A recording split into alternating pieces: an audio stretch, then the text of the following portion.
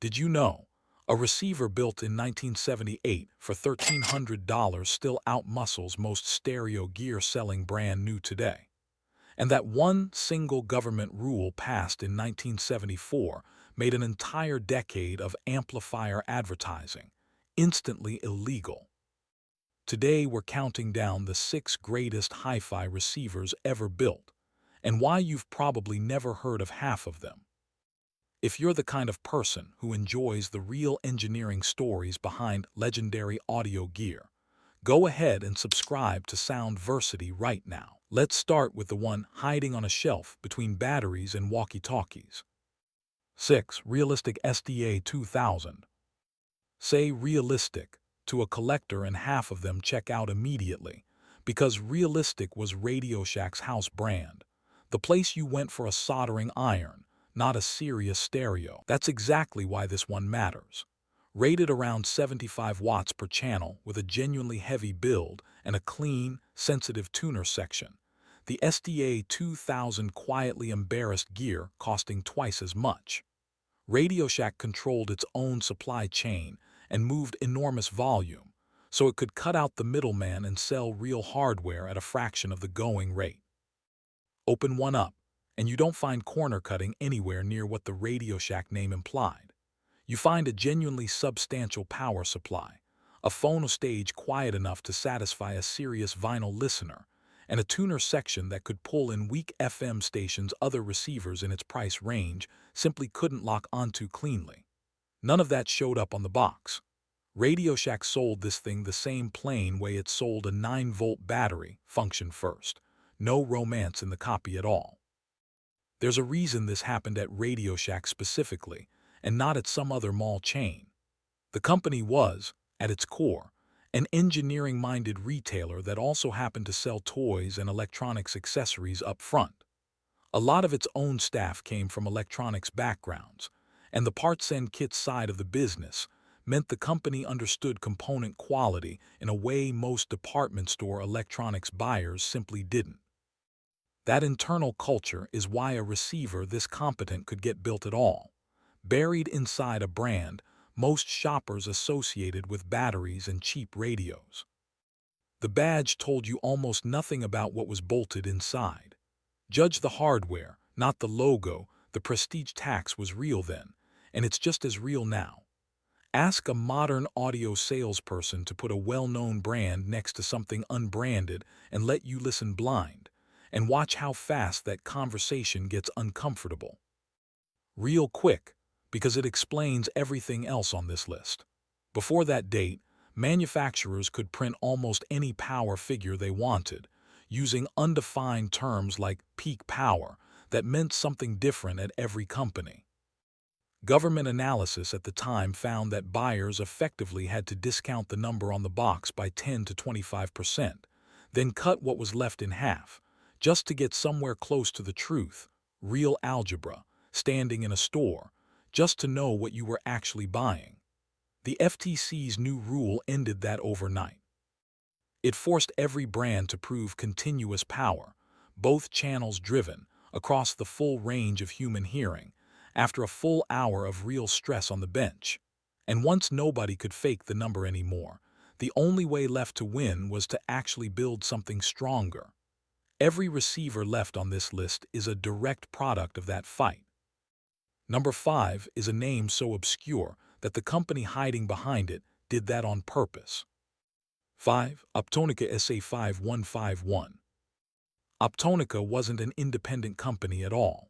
It was Sharp's own attempt at a serious high-end audio line, launched in 1976 specifically because Sharp already meant budget electronics to most shoppers, and no amount of good engineering was going to undo that fast enough.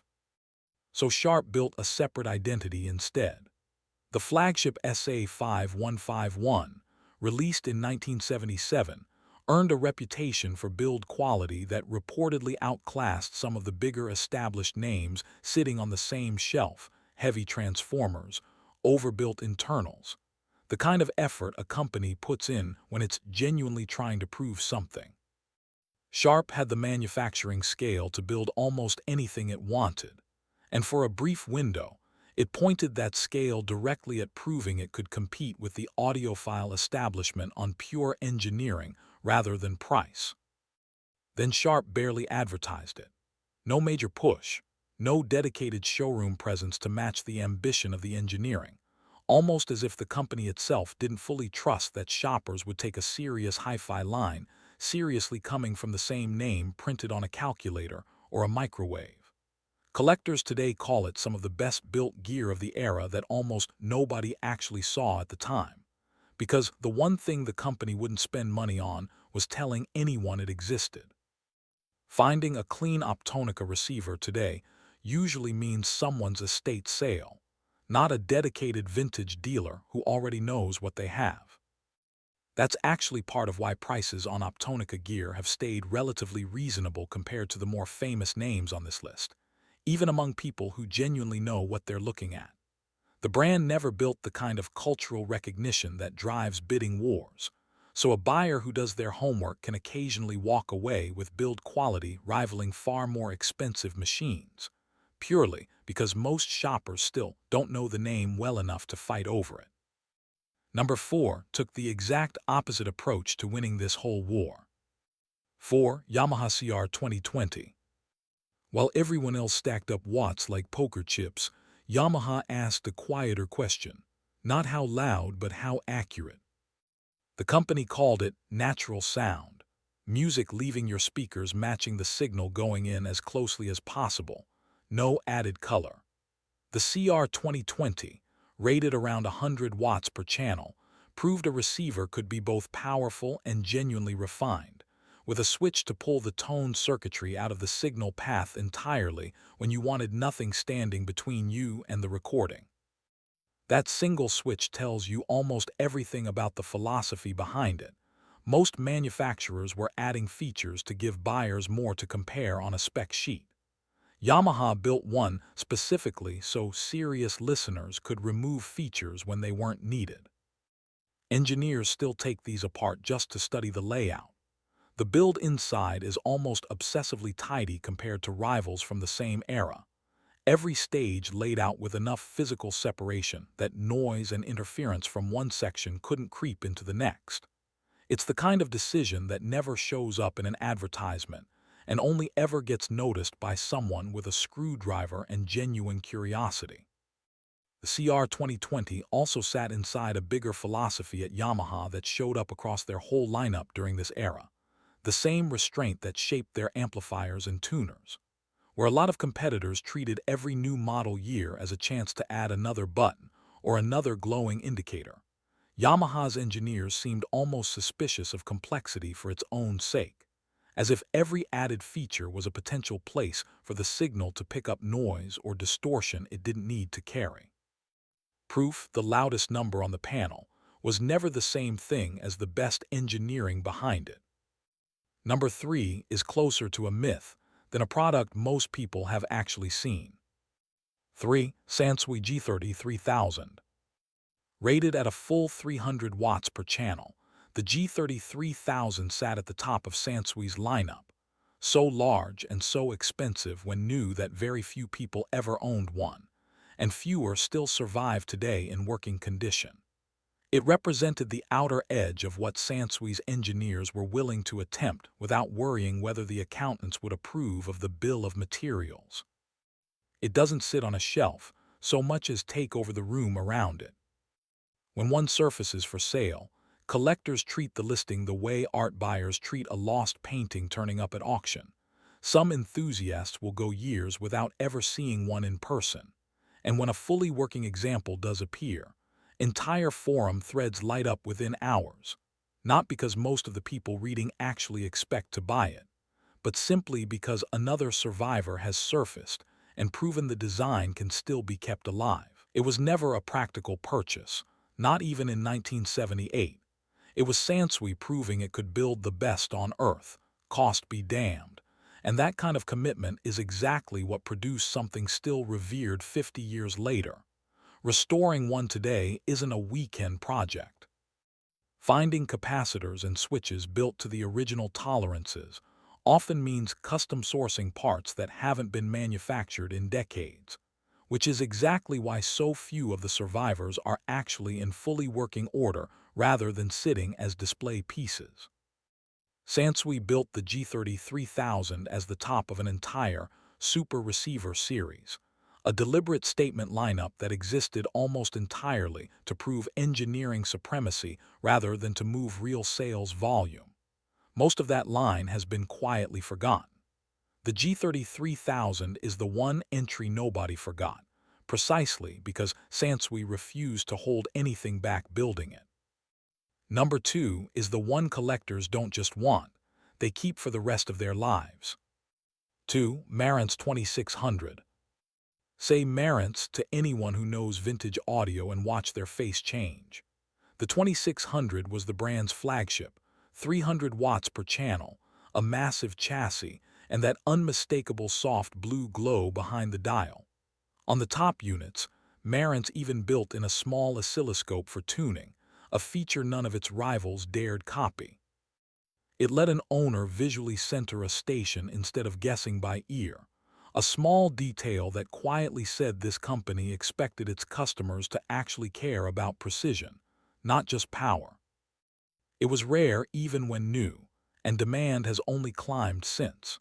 Some collectors spend years waiting for a genuinely clean example to surface, the same patient way classic car enthusiasts wait for the right vintage model to finally come up for sale rather than settling for whatever happens to be listed this month. A clean, working 2600 isn't just another receiver changing hands. It's often the centerpiece a whole collection gets built around, the piece everything else in the room is arranged to complement.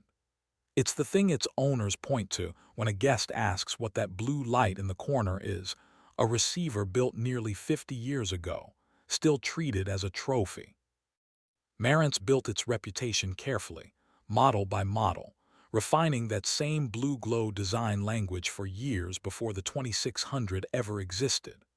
By the time it arrived, the company already had a devoted following that trusted the badge completely, which makes the 2600 less of a debut and more of a culmination. The moment everything the brand had been building toward finally landed in one machine. Number 1 is the machine every argument about the greatest receiver ever built ends with. 1. Pioneer SX1980.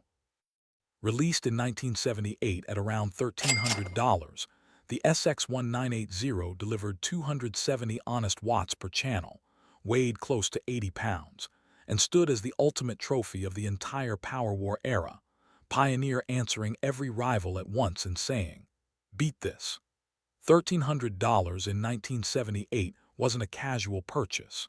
It was close to a month's take-home pay for a lot of the people who saved up for one anyway. Nobody ever really did. The category didn't fade because someone built something better. It faded because separates took over the high end, and the market shifted before anyone could top it. Collectors still restore these one capacitor at a time today, not because it's the most practical hobby available, but because it represents something companies almost never attempt anymore, building the most outrageous version of a product simply because the engineering team was allowed to. The SX1980 isn't just number 1 on a list. It's the last moment major companies competed to hand you more real hardware for your money, instead of finding new ways to quietly give you less. Pioneer built the SX1980 knowing full well it would never be the volume seller of their lineup. It existed to sit at the very top of a showroom display and make every other receiver in the room look smaller by comparison.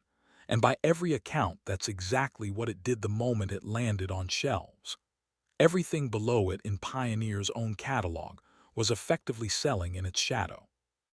They were dragged into honesty by a rule they never wanted, and out of that forced honesty came machines that still outperform plenty of what's sitting on shelves today. Real power has weight, because the parts that matter are heavy and expensive to build. The badge on the front tells you almost nothing. What's bolted inside tells you everything. And maybe that's the part worth sitting with longest. Every single receiver on this list got built by a team of engineers who were, for one brief stretch of the industry's history, actually rewarded for trying too hard instead of punished for it. If you had to keep exactly one of these 6, which one and why? Tell me in the comments. I'm reading every one. And if a room full of screaming transformers and glowing tubes sounds like your kind of trouble, stick around. We've got a full video coming on the amplifiers that actually powered gear like this, and a couple of these 6 names are going to show up again.